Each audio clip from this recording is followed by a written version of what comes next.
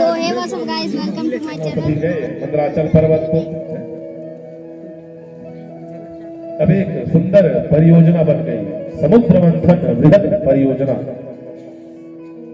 गए सभी देवता दानव मिल करके जाकर के मंदराचल पर्वत से निवेदन किए, हे मंदराचल पर्वत जी, हम लोग बहुत बड़ा जन कल्याण के लिए कार्य कर रहे हैं, इसमें आपकी सहयोगिता चाहिए।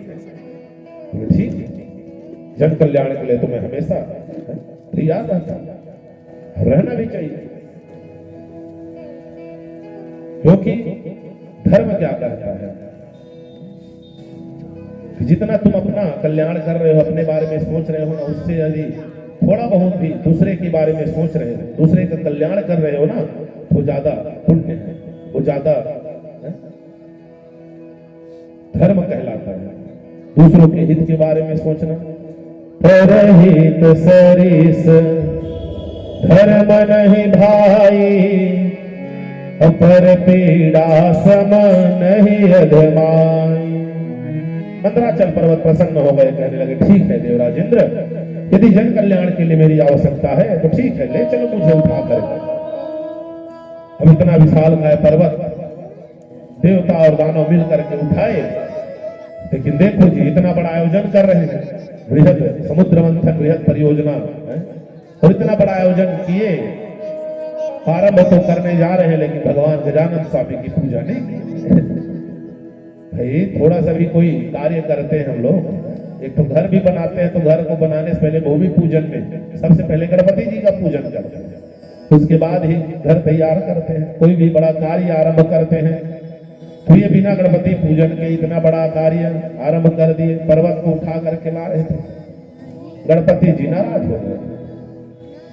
पर्वत के अपनी एक उंगली रखे, पर्वत अत्यधिक वजन हुआ, तो जिससे पर्वत उनके हाथ से फिसल करके गिर गया। देवता और दैत्यों के कई लोगों के हाथ पैर टूट गए। दैत्य तो चले वहां से जा करके दूर खड़े हो गए, कहने लगे भैया हमें नहीं पीना अमृत, ये सब तुम देवताओं की चाल है, जरूर हमें मारने की तुम्हारी कोई नीति है। देखो तो अभी चले हमारा किसी का हाथ टूट गया, किसी का पैर टूट गया, कई लोग मर भी गए, तो ऐसा अमृत हमें नहीं पीना जिससे कई लोगों की जान चली जाए। देवताओं ने तुरंत भगवान नारायण का स्मरण किया, ओ प्रभु कृपा कीजिए, दर्शन दीजिए। भगवान नारायण प्रकट करे, कहने लगे सुनो देवताओं दैत्यों, घबराने की बात नहीं है, मैं अब आ गया हूं। सभी के शरीर में भगवान ने अपने हाथ फेरे, तो जितने भी देवता दानव जिसके हाथ पैर टूट गए थे सभी स्वस्थ हो। और भगवान ने कहा सुनो, जितने भी देवता दानव हो सब आकर के मेरे गरुड़ में विराजमान हो जाओ। भगवान का गरुड़ की एक खासियत रहती है कि चाहे जितने भी लोग उस गरुड़ में बैठ जाए, तो उसी अनुपात में गरुड़ का जो बैठने का स्थान है वह फैलते जाता है। एक लोग बैठेंगे तो गरुड़ में केवल एक ही के बैठने का स्थान, कहीं उस गरुड़ में 4 लोग चढ़ गए ना तो 4 लोग के बैठने का स्थान, 100 लोग कहीं चढ़ गए तो 100 लोगों के बैठने का भी स्थान, ऐसा हुआ गरुड़। सभी देवता दानव गरुड़ में बैठे और भगवान ने उस पर्वत को अपने हाथ में लिए और हाथ में लेकर के फिर गरुड़ में बैठ करके चले जा रहे हैं। गिरिं चारोप्य गरुड़े हंसते नहीं कहीं नलीलया। अब भगवान ले जा करके समुद्र के पास मंदराचल पर्वत को रखे। अब देवताओं से कहा कि सुनो जी, मथानी का तो प्रबंध हो गया, अब नीति रस्सी कहां से मिले, इतने बड़े पर्वत है तो उसी अनुपात में रस्सी भी चाहिए मथने के लिए। देवताओं ने कहा प्रभु आप ही बताइए किसके पास जाएं आप। देवताओं ने भगवान ने कहा सुनो, तुम लोग चले जाओ वासुकीनाथ के पास, और वासुकीनाथ को ले जाकर के तैयार करना। देवता सभी गए वासुकीनाथ के पास, जा करके प्रार्थना करने लगे, हो वासुकी देव जी, जन कल्याण का कार्य है, आपके सहयोग चाहिए। वासुकीनाथ ने पूछा भाई क्या कार्य है? बोले समुद्र का मंथन करना है वासुकीनाथ जी, और मथानी का प्रबंध हो गया है, बस नेति रस्सी की आवश्यकता है। अच्छा किसको बनाए हो मथानी? बोले ओ मंदराचल पर्वत को। हाँ तो मैं क्या करूं? तो आप रस्सी बन जाइए नेति। बोले अच्छा तो मेरे को मंदराचल पर्वत में लपेटोगे और एक एक तरफ से मुझे खींचोगे, देवता और दानव मिलकर के, यही चाह रहे हो ना? बोले हाँ ठीक समझे आपने, भगो यहाँ से, मैं नहीं जाता। अरे अमृत मिलेगा तुम लोग को, अमृत पान करोगे तुम लोग हैं, और मुझे मेरे सर और पूंछ को पकड़ करके देवता दानव खींचोगे, तो उतना विशाल का पहाड़ है उसमें लपेटोगे और खींचोगे तो मेरे शरीर का क्या होगा? मेरा तो हड्डी ही टूट जाएगा पूरा। देवताओं ने कहा देखिए वासुकीनाथ जी, आपकी हड्डी नहीं टूटने वाली, हमें भी पता है, क्योंकि सर्पों की जो हड्डी होती है ना वो चैन की भांति होती है, उसे कितना भी लपेट दो टूटने वाला नहीं है। बोले ठीक है हड्डी नहीं टूटेगी, लेकिन इस प्रकार पर्वत में जब घर्षण होगा तो मेरा शरीर तो पूरा छिल जाएगा, तो मैं कैसे कर पाऊंगा, कैसे सह पाऊंगा ये? तो देवताओं ने कहा सुनो वासुकीनाथ, हम लोग जो समुद्र मंथन करेंगे ना उसमें अनेकों प्रकार के रत्न निकलेंगे और उन्हीं रत्नों में अमृत भी निकलेगा, तो थोड़ा सा अमृत हम तुम्हें भी दे देंगे, तो जितने भी तुम्हारे छुलाए रहेंगे, खरोचाए रहेंगे, घाव बने रहेंगे, तो सब ठीक हो जाएगा।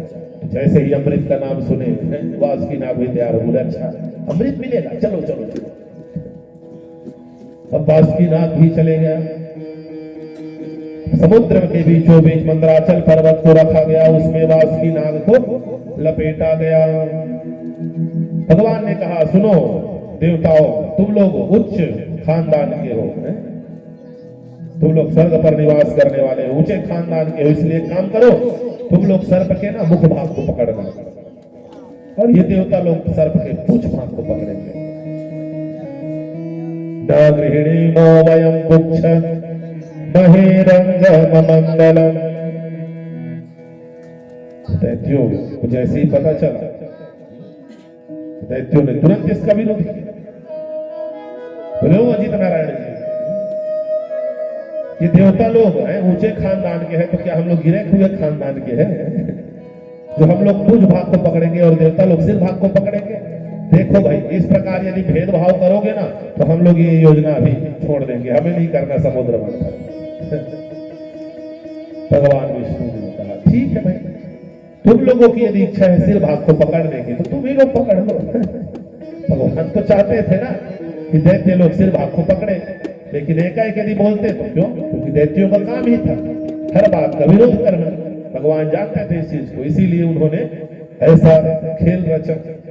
अब फिर क्या था, सभी देवता पूंछ भाग को पकड़े और दैत्य लोग सर भाग को पकड़े। जैसे ही घर्षण हुआ वासुकीनाथ के पेट में खलबली मची और उनके मुख से जहर की फुफकारें निकलती गई, विष की फुफकारें, जिससे जितने भी दैत्य थे सबके सब काले हो गए। उनके स्वर्ण के मुकुट, किरीट, कुंडल भी सब काले हो गए। अब तो बड़े ही पछता रहे दैत्य लोग, अच्छा बड़े बाप के बेटे बनने आए थे, सबके सब काले हो गए, हमें बच्चा खासा पीछे में रख रहे थे तो हम लोग आगे आ गए। हे भगवान अब क्या होगा? सोच ही रहे थे कि तभी मंदराचल पर्वत जो है समुद्र के भीतर डूबने लग गया, क्योंकि इतना विशाल का मंदराचल पर्वत है और इतनी गहरी वाली समुद्र में भला टिके कैसे? देखते देखते डूबने लग गया। तो जैसे ही डूबने रहा था भगवान ने कहा ओ देवताओं दैत्यों सुनो सुनो, कितना बड़ा हम लोग आयोजन कर रहे हैं और भगवान गजानन स्वामी की आराधना नहीं किए, भगवान गजानन स्वामी का स्मरण नहीं किए, तो लगता है भगवान गजानन स्वामी जी नाराज हो गए हैं, इसीलिए ये पर्वत नीचे की ओर डूब रहा है। सभी देवता और दानव हाथ जोड़ लो और हाथ जोड़ करके भगवान गजानन स्वामी का स्मरण करो।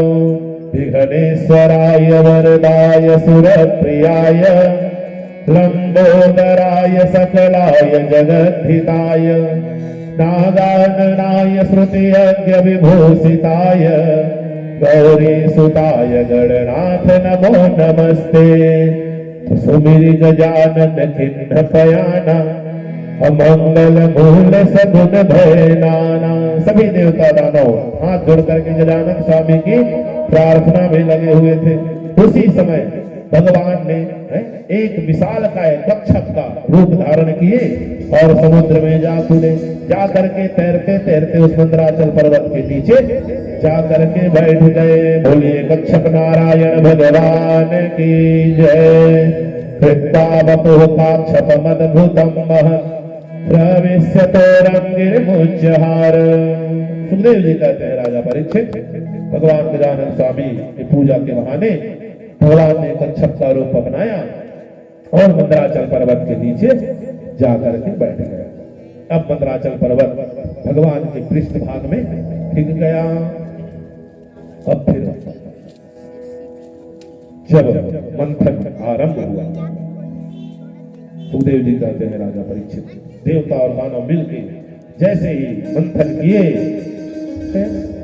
पूछ सिर को पकड़ करके खींचना आरंभ किए, जैसे ही मंथन हुआ समुद्र में हलचल उठा और मंथन किया जा रहा है अमृत पान के लिए।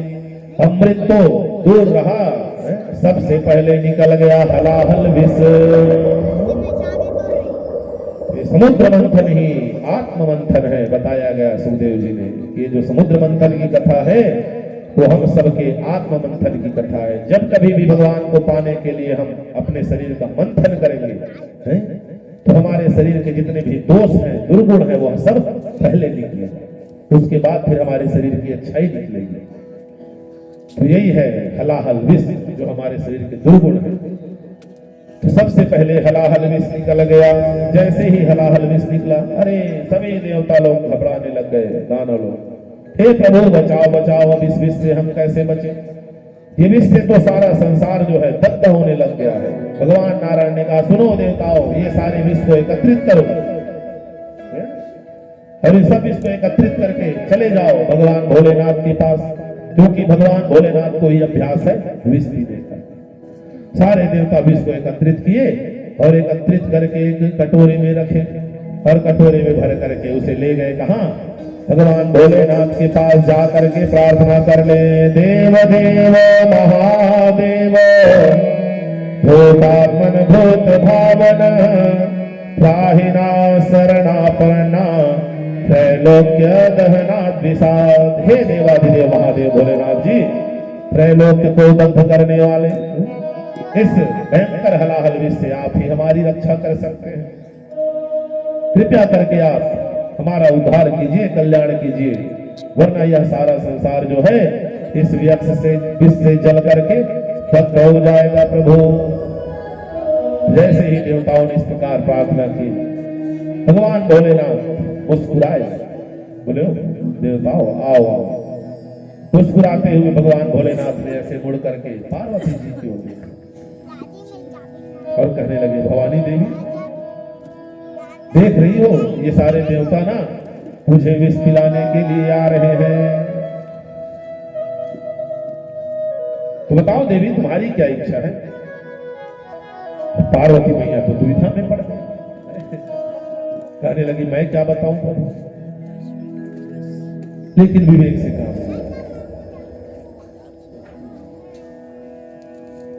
पार्वती मैया कहती है, सुनो प्रभु, आप मुझसे पूछ रहे हैं कि विष पीऊं कि नहीं पीऊं, तो इस संसार में कौन सी ऐसी स्त्री होगी जो ये चाहे कि उसका पति विष का पान करे?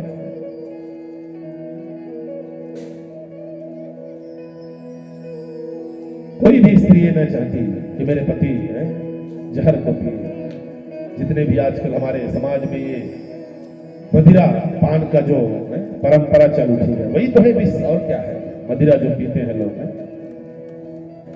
अब अपना तो मदमस्त पी लिए, पी करके इधर उधर घुलट रहे हैं, कोई नाली में पड़ा है, रोड में पड़ा है, अब उसे तो कोई बोलने नहीं वाले नहीं है, उसकी उलाहना किसे देंगे? उसकी पत्नी। वो तो अपना पिया है, नशे में मस्त है, कहीं भी घुलटा हुआ है, लेकिन लोग किसको सुनाते हैं? उसकी स्त्री को, फलाने के पति। तो कौन ये स्त्री ये चाहेगी कि मेरा पति है शराब पिए, जहर पिए? कोई भी नहीं चाहती। लेकिन क्या करना, समाज की स्थिति ही ऐसी हो गई है। बड़े चतुर होते हैं ये मद्यपी लोग। कई बार ऐसी कथा सुनते हैं ना समुद्र मंथन की, अभी आएगी कि वारुणी देवी कलश में मदिरा लेकर के प्रकट हुई है, तो इसको याद कर लेते हैं, कहते महाराज आप कैसे शराब को आप गलत चीज बोल दी,